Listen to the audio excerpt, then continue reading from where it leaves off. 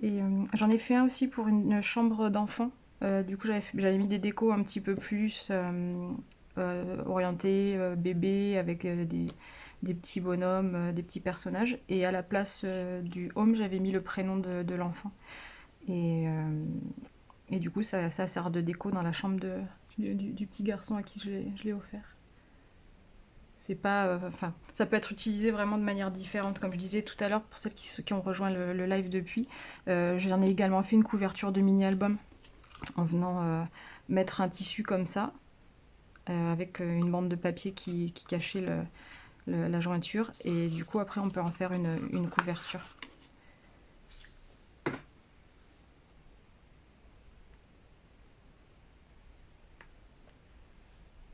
Bon, du coup, je vais démarrer. Hop. Donc, dans la liste du matériel, si vous avez vu, il fallait préparer un petit carré de 15 par 15. Donc dans du carton, moi je récupère les cartons de mes colis que je reçois.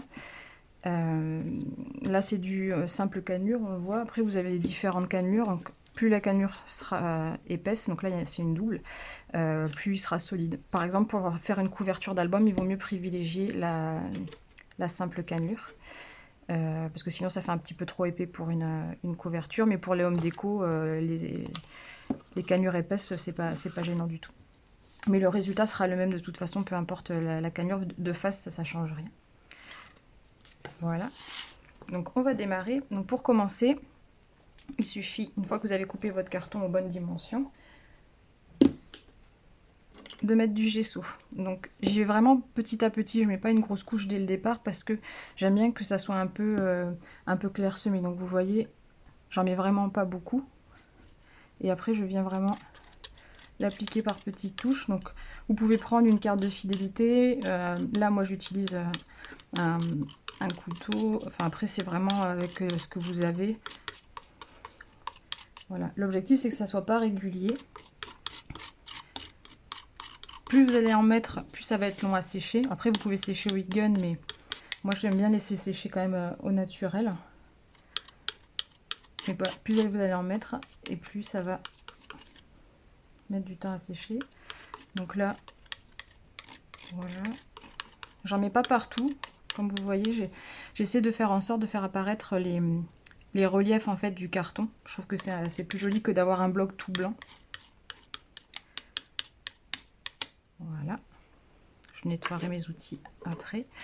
Donc une fois que vous avez mis votre gesso, là il faut le laisser sécher ou le sécher.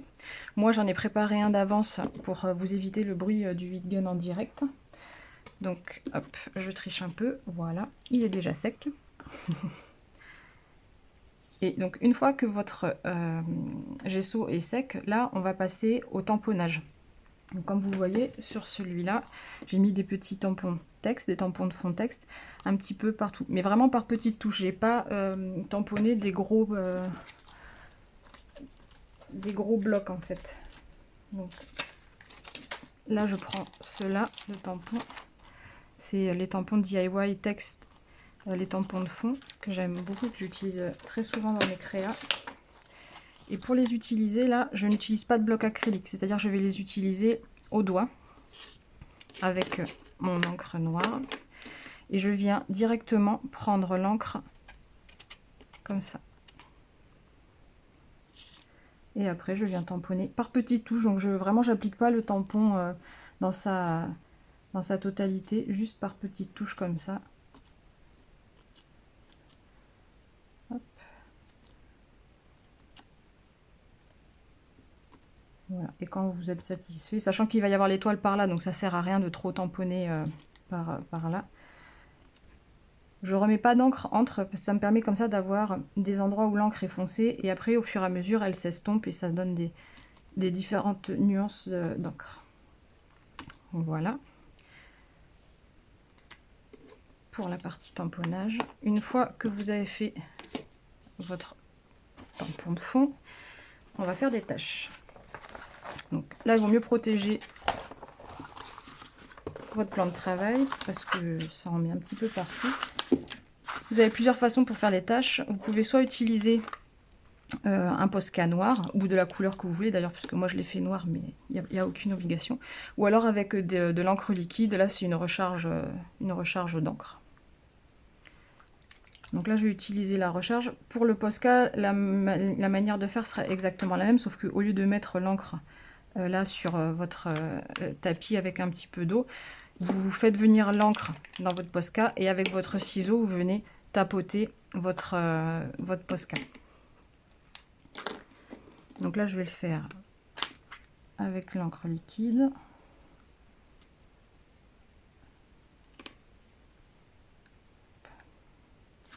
Et je viens tapoter mon pinceau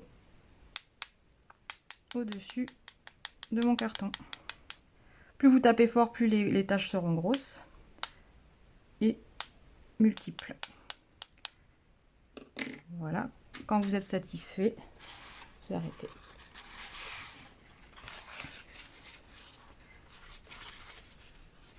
Donc, comme vous voyez, ça en met un petit peu partout, donc il vaut mieux protéger votre plan de travail, voire même si vous avez le faire carrément dans une boîte. Comme ça évite les projections un petit peu partout. Donc voilà, là votre fond en fait est prêt. J'en ai préparé un d'avance puisqu'il faut laisser les taches sécher, mais vous pouvez les sécher au heat gun. Pareil, là je le fais pas en direct pour vous éviter le bruit du heat gun qui est pas très agréable quand on est en live. Ouais, je sais Ophélie que t'aimes pas les taches. Mais quand tu protèges ton plan de travail, ça va. Hop, je range ça. On va continuer. Donc là, on va faire la découpe de l'étoile. Donc, pour ce faire, j'utilise les dies étoiles. C'est ce qui va me servir de gabarit. Donc, vous prenez l'étoile la taille de l'étoile qui vous convient et vous venez la positionner là où vous voulez qu'elle soit. Hop. Et après, vous venez à l'intérieur ou à l'extérieur, peu importe. Vous venez tracer le contour de votre étoile au crayon à papier.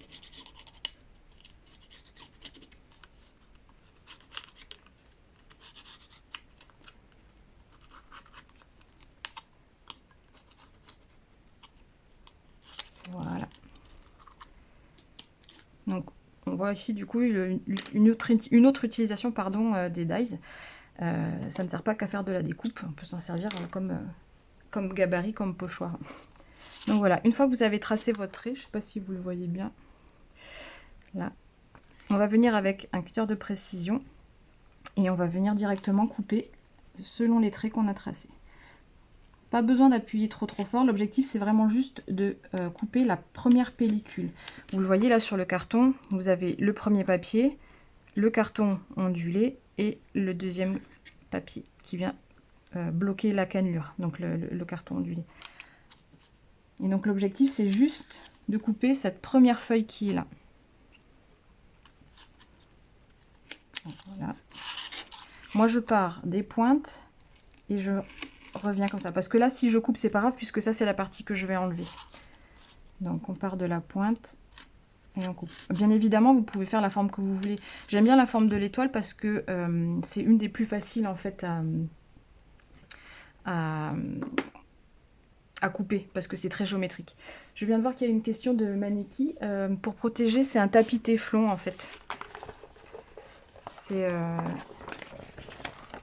les tapis anti-adhésifs, on en trouve. Si vous tapez tapis téflon dans les boutiques de scrap, vous trouverez.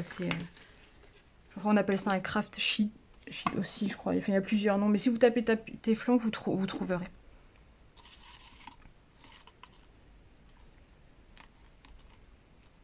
Donc on continue notre découpe, toujours en suivant les traits tracés.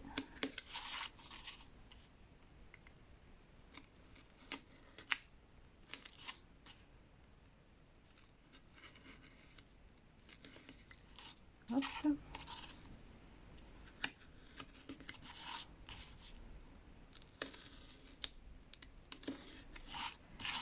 Et la dernière. Voilà, une fois que vous avez tracé votre forme, là, il faut venir enlever la pellicule.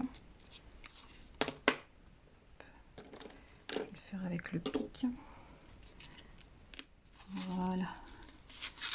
Et donc là, vous déchirez le papier qui est sur le dessus. Et ça va faire apparaître votre forme. Donc, je vous disais tout à l'heure, vous pouvez utiliser n'importe quelle forme. Alors bien évidemment, privilégiez les formes simples. Si c'est trop détaillé à découper, ça risque d'être quand même assez coton. C'est pas infaisable, mais ça sera forcément plus difficile. Donc moi je sais que je privilégie les formes géométriques qui sont plutôt faciles à découper, parce que comme vous voyez en dessous vous avez donc la cannelure, et quand vous coupez, si c'est très détaillé, si vous tombez sur une cannelure, ça peut venir vous gêner quand vous allez couper. Donc voilà, privilégiez quand même les formes simples.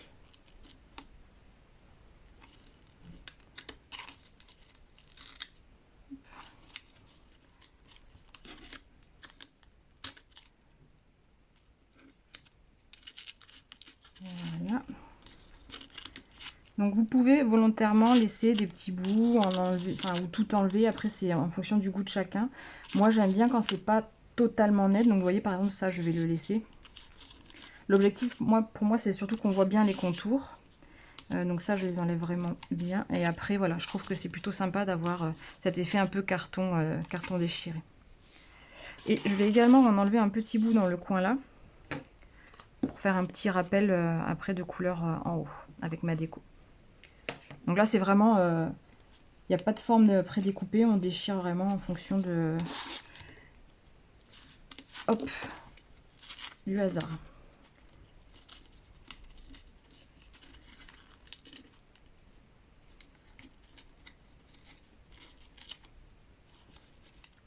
Voilà. Quand vous êtes satisfait de ce que vous avez enlevé, vous arrêtez. Là je vais en enlever un petit peu plus parce que je trouve que ça se voit pas assez.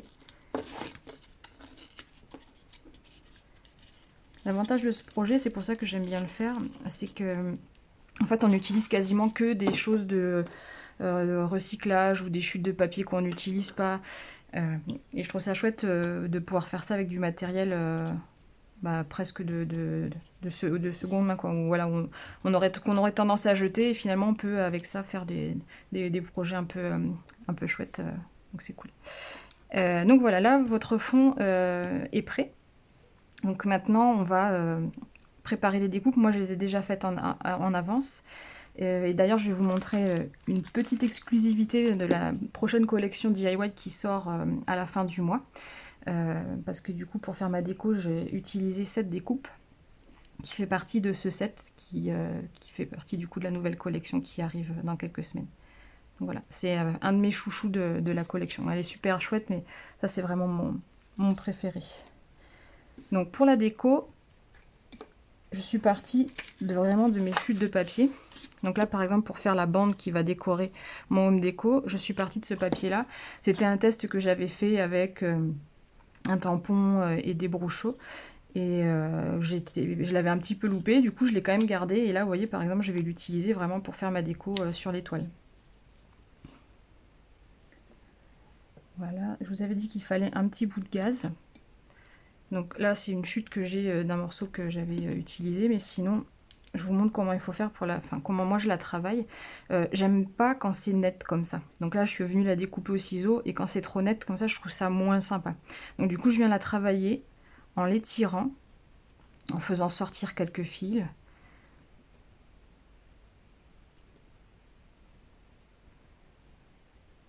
Voilà, l'objectif c'est vraiment qu'elle soit pas du tout régulière. Voilà. Donc après vous pouvez la retailler, redécouper des petits morceaux. Donc hop.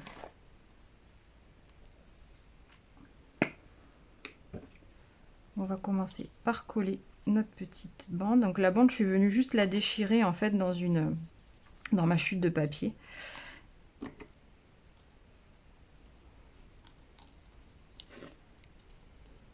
Hop.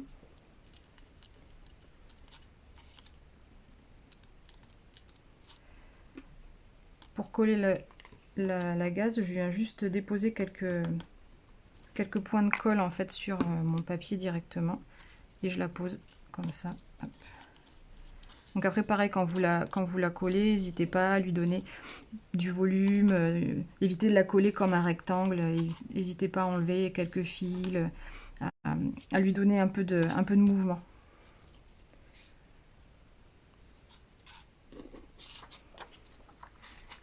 Hop, donc là je viendrai mettre mon cœur là.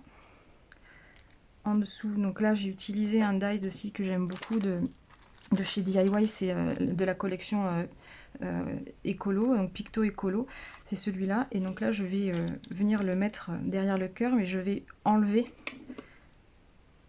ce morceau là. J'aime beaucoup détourner les dies, c'est assez fréquent que j'en utilise qu'une partie. Donc ça je vais venir le mettre comme ça.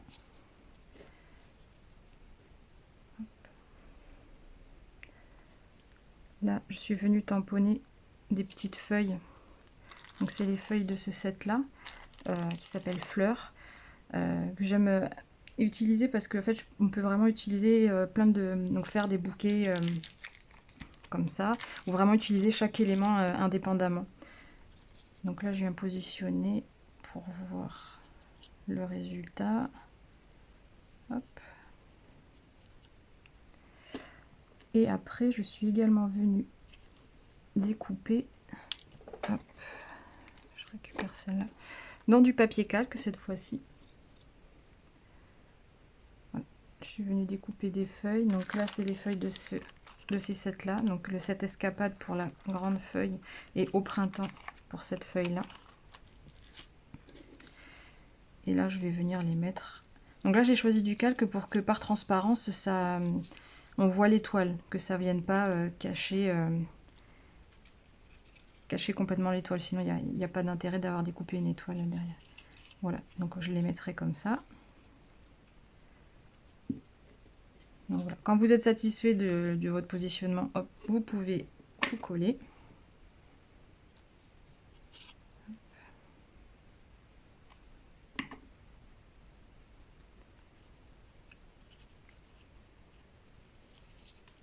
Ce qui est cool avec ce projet aussi, c'est que c'est un projet qui est assez rapide à faire. À partir du moment où on a rassemblé tout notre matériel, ça prend maximum 20 minutes, une demi-heure pour le faire. Le plus long finalement c'est le séchage du gesso, mais avec le heat gun, comme vous pouvez l'accélérer, ça reste raisonnable.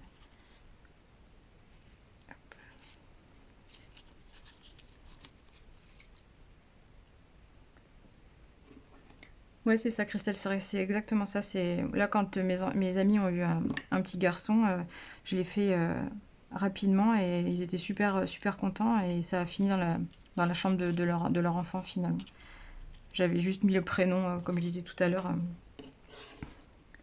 à la place du mot maison ou love. Après on met ce qu'on veut, mais j'avais mis le prénom du petit garçon qui s'appelait Enzo et du coup c'est utilisé comme décoration de chambre. Hop.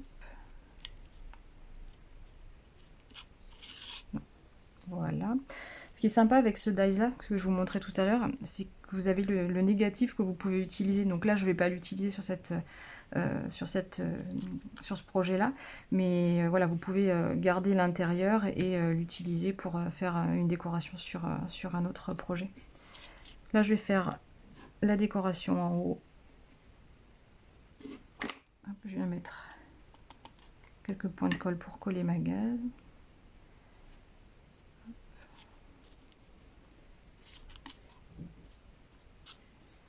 Là pareil, je suis venue prendre vraiment un mini bout de chute que j'ai déchiré, que je vais venir poser comme ça. Je vais couper ce qui dépasse.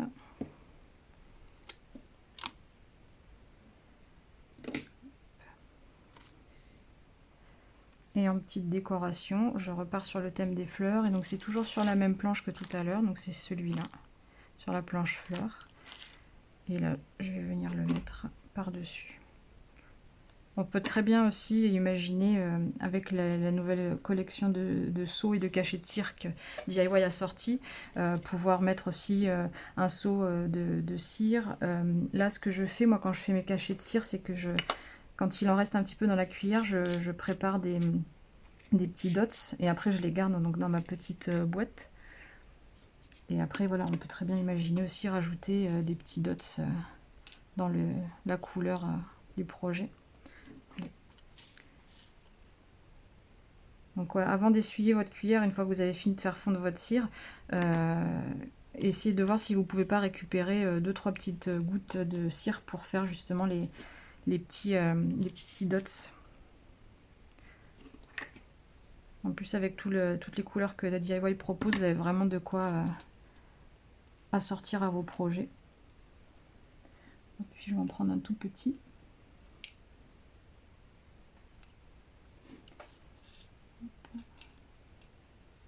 J'arrive à l'attraper. Il veut pas venir.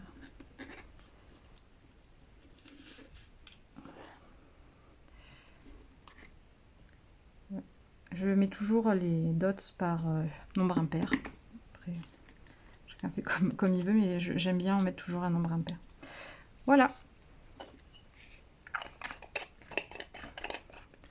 Et donc on va finir par notre titre. Donc pour le titre, j'ai utilisé l'alphabet liège de DIY qui s'appelle Dragonfly. J'aime beaucoup le rendu naturel de cet alphabet. Et donc là, je vais écrire zen. Je trouve que ça a une ambiance plutôt zen.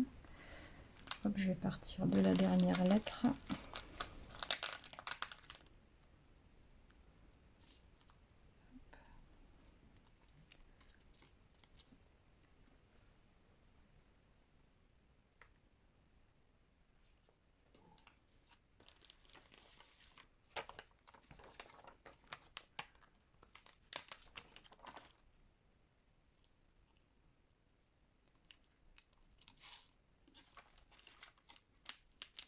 Et voilà. Voilà votre petit homme déco. Alors après, on peut faire un contour aussi au stylo. On peut le finir après avec des petits tampons de coin. Enfin, voilà. Mais le gros du travail là est fait. Et après, c'est à vous de le finir, de le mettre à votre goût en fonction de vos couleurs, des thèmes qui vous plaisent. On peut même imaginer une forme plus longue, plus horizontale pour pouvoir mettre des mots plus longs. Enfin, voilà. Voilà. J'espère que ça vous a plu. N'hésitez pas à partager si vous le réalisez aussi. Je demanderai à Natacha de vous montrer la version couverture de mini-album. Parce que c'est vrai que c'est plutôt chouette aussi de changer les couvertures. On a toujours tendance à la faire avec du papier, faire du cartonnage. Et là, c'est vraiment une couverture de mini-album qui est super rapide à faire. Après, vous venez mettre votre tissu comme ça et vous pouvez l'ouvrir. C'est plutôt chouette. La liste des produits Maniki, elle était sur le groupe, je crois, La Croisière, mais je sais pas, Christelle, est-ce que tu pourras la repartager, la liste du matériel? Et on vous mettra la liste également des tampons et de l'alphabet, tout ça que j'ai utilisé pour ce projet. Merci Laetitia, je suis contente que tu aies trouvé ça sympa. Voilà, donc j'ai hâte de voir vos créations. Je vous souhaite un bon week-end et à très vite pendant les lives DIY. Et surtout prenez soin de vous. À bientôt et merci de m'avoir suivi. Salut.